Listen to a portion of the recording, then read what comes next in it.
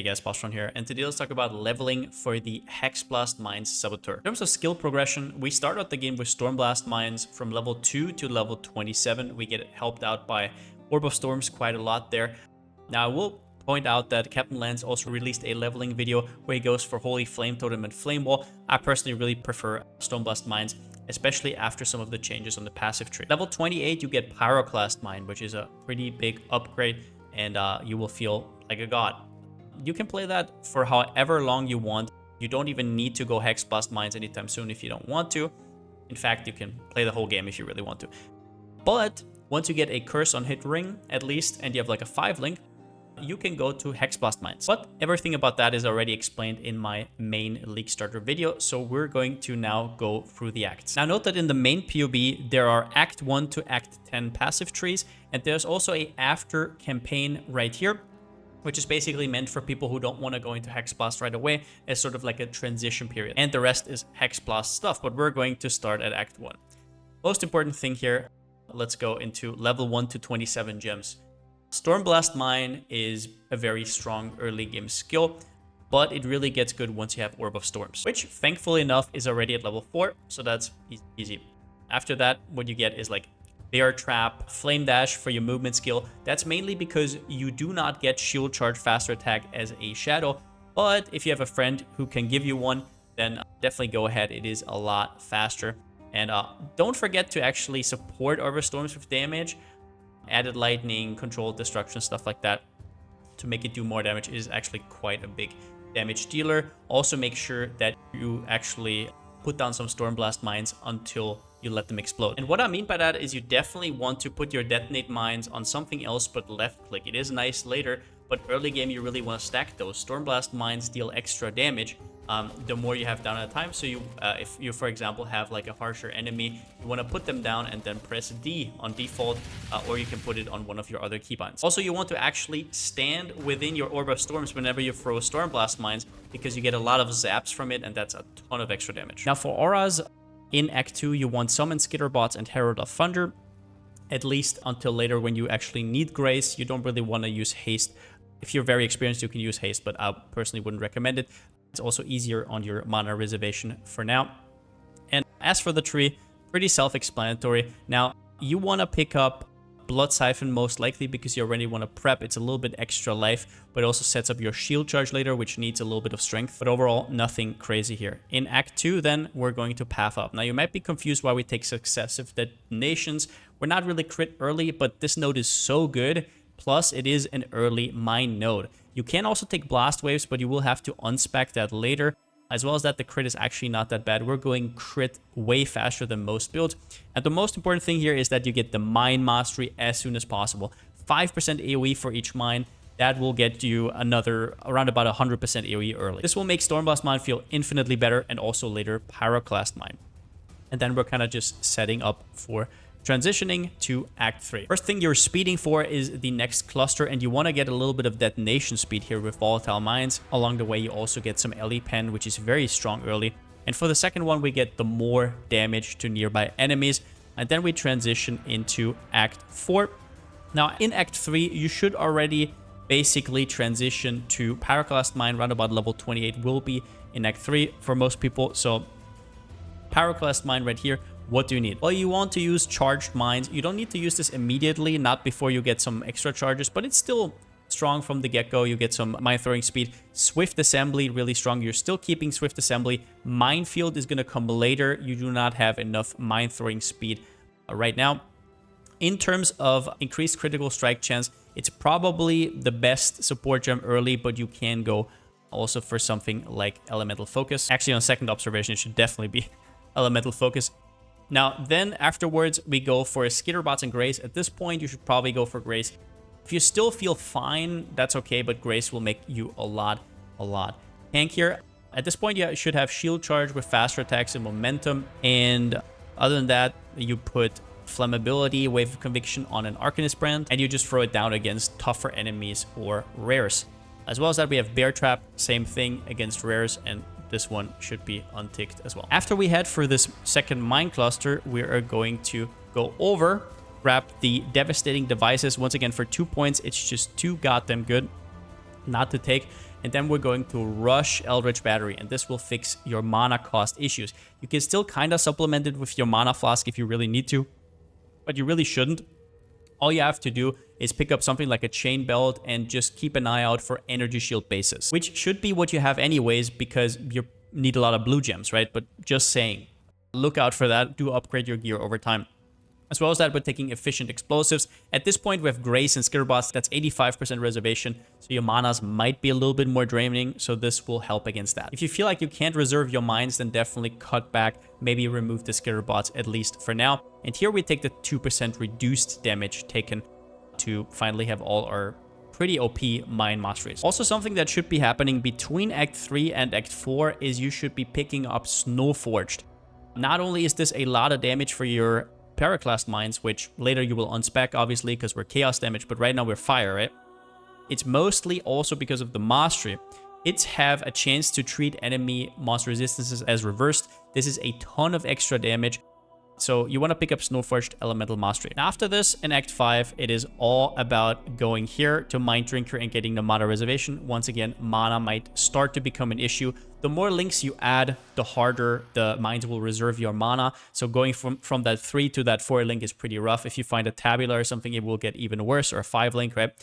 And we're heading to Mind Drinker, and then we're next picking up both the Power and the Frenzy Charge because we get them for free with charged mines.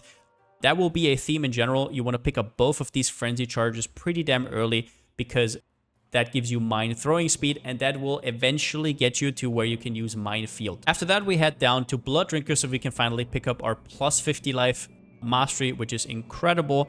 Early will give us a little bit more tankiness, and then, as I said, we just rush down to the next Frenzy Charge in Act 7.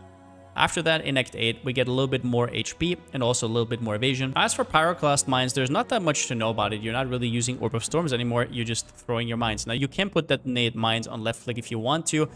Going to be a lot nicer for like just walking around and killing mobs. But in general, Pyroclast Mine gets more projectiles the more detonation sequence you have. So you would kind of like to use a second button. This is one of the reasons why I later really like going into Hexblast Mines, because on Hexblast Mines, you can just do it on one. Now, in Act 9, we have most of our damage nodes already. There's some crit nodes that we can take, and if you feel tanky enough, you can take them earlier. I personally go over here to Revenge of the Hunted to get a lot of extra life and already set up for Charisma in a bit. And then Act 10 is where we're actually going to go into Charisma. We also picked up the 6% life node here. You don't have to do that. It's just to be a little bit more safe while leveling. Now, in terms of Ascendancy choice, for leveling, I personally prefer Trickster. For endgame, I prefer Saboteur. And I'm fine with sacrificing 30 regret points later to have a better leveling experience. However, I didn't put that into the POB. I'm just telling you right now, if you're experienced, you can do that as well. If you don't have any problems with spending 30 regret orbs, that is something that you should be thinking about. The number one thing you want to get is a lot of mine throwing speed so you can finally use Minefield. And that is very hard as a Saboteur. You do get 10% mine throwing speed from here, but not as much as you get from Trickster. And Trickster has even more. So you get one step ahead first, which is a more multiplier to all your speed modifiers. That includes mine throwing speed, it includes movement speed, it includes attack speed, which also makes your shield charge faster. This also means you cannot be frozen, which especially for the campaign and even in normal maps is just incredible, right? Just awesome.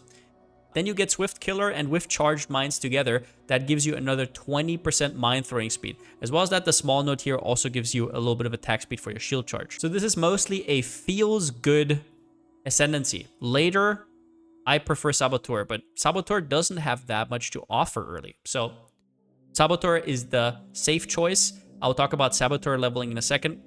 But with Trickster as your third point, you take Heartstopper, and after that, I wouldn't really take anything. Once you are at Uberlap, you should definitely already be a Saboteur, and yeah, you only have to respec these points, which 30 regret points. You don't care about speed or comfiness or anything like that. You can just straight up go Saboteur. First thing you will go for is Demolition Specialist. This gives you a ton of extra damage and also hinders nearby enemies, which means slow, right? Then when is that going to happen? Around about Act 7. You're going to go for Born in the Shadows, so you're definitely going to be tankier than a Trickster at leveling. That's gonna be nice. This together with Grace will give you a lot of evasion rating and also the reduced damage taken. And then as your third Ascendancy, you will take Pyromaniac to get some regen in. And then later, you'll also get Explosive Expert once you have Uberlap. Once again, Saboteur leveling is totally fine. I would definitely do that if you are a new player. Trickster will let you use Minefield earlier, which is pretty damn awesome and just a tech that I would recommend to more experienced players. On that note, Minefield or Swift Assembly, when should you switch and which one should you use? In terms of raw damage output, Minefield is way better than Swift Assembly. However, it comes with a big cost. Now, if I, for example, put in Swift Assembly, you will see here that it is a lot smoother to throw down mines, right? And then I can explode them along the way. Let's actually just do this so you can see it immediately. I can just throw down, move very freely. It is incredibly fast, right? Your mine throwing time, what is it right now? 0.17 seconds. Whereas Minefield gives you less mine throwing speed, but you throw 5 mines instead of 1, right? This one has a chance to get you 1, 2, 3 extra traps, but it's very inconsistent, especially in terms of AoE. Sometimes you throw and it only hits 1 and it is so bad. It is the worst, right? While leveling, that's fine. You don't really need much more. Everything falls over. That's fine. But once you're in maps and there's more mobs around, you definitely want that extra clear. I now have Minefield on and you will see that there's a lot longer delay. I'm clicking just once and it keeps me in place for a little bit, right? And that's fine, right? You shield charge, boom, shield charge, boom. The thing is, it has so much more AoE that in maps you still want this. It's more DPS. It's just better overall. But early on, Swift Assembly just feels way better. So this is where you kind of have to feel it out. In Act 8 is the first time you can get up to 12% mine throwing speed from a craft.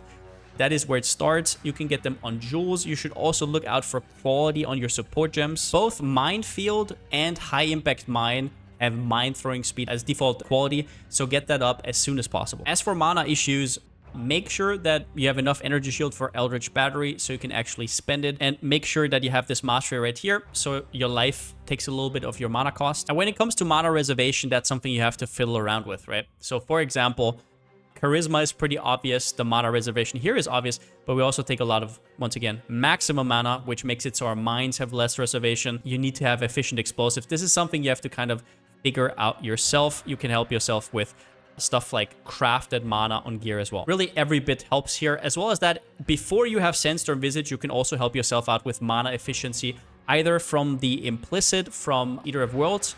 You can get like 7 to 12% mana reservation if you want to. As well as that, you can use Essences of Loathing. They also give you mana reservation. Usually, though, it's easier to just get a little bit more mana on items. All right, that's about it. This build will also come out on maxroll.gg. I will link it down in the description once it's ready. Watch out in the coming days as well. I will probably collect some frequently asked questions of people that I haven't answered in any of those videos and kind of make sure that nobody makes any easy mistakes or something like that. But yeah, with that being said, since I still don't have a slogan, see you next time.